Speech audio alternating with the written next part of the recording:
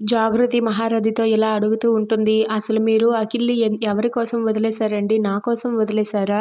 నేను అల్లారు ముద్దుగా 25 ఏళ్ల నుండి పెంచుకున్నాను కదా! నా పెంపకం చూసి మీరు వదిలేశారా? లేదంటే అఖిల్‌ని మీరు ఎప్పుడో చంపేసి ఉండేవారు కదండీ! అని చెప్పి అడుగుతూ ఉంటుంది. దాంతో అక్కడ ఉన్న మహారథి అయితే జాగృతి అంటూ ఒక్కసారిగా తన చెయ్యెత్తి మళ్ళీ కిందకి దించేస్తాడు. ఏంటి జాగృతి నువ్వు చేస్తున్నది? నువ్వు నాకు కోపం తెప్పించకు. కోపం తెప్పించి నన్ను ఇంకా రెచ్చగొట్టకు. ఎందుకంటే నువ్వు ఆ గీత మాటలు నమ్మి గీత ఏం చెబితే అది నువ్విక్కడ వచ్చి నన్ను నిలదీసి అడుగుతున్నావు. నువ్వు ఆ గీత మాయలో పడ్డావు. ఆ గీత ఏం చెప్పినా నువ్వు వినకు. ఎందుకంటే తను ఏదో మైండ్ గేమ్ ఆడుతుంది. తను కొత్త ప్లాన్ వేసింది. అందుకే తను ఇప్పుడు నన్ను దారి తప్పించాలని చూస్తుంది.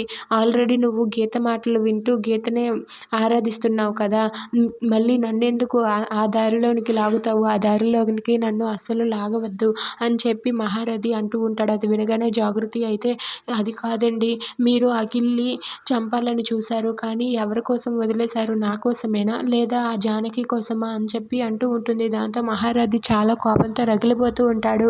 ఇక అక్కడ ఉన్న మహారథి అయితే గీతకి నిజం తెలియదు. నిజం తెలిస్తే తను ఏం చేస్తుందో ఒక్కసారి ఆలోచించు. నిజం తెలియకే తను ఇంత మైండ్ గేమ్ ఆడుతుంటే నిజం తెలిస్తే తను మనల్ని ఇక్కడ ఉంచనిస్తుందా? ఈ పాటికి నేను జైలుకి వెళ్ళేవాడిని.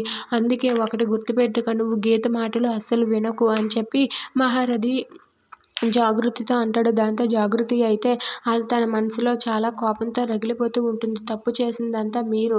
ఇప్పుడు నా కోడలు గీతను అంటే ఏం చెయ్యను అని చెప్పి మౌనంగా ఉండిపోతుంది. If you like this video please like, share and subscribe friends. Thanks for watching.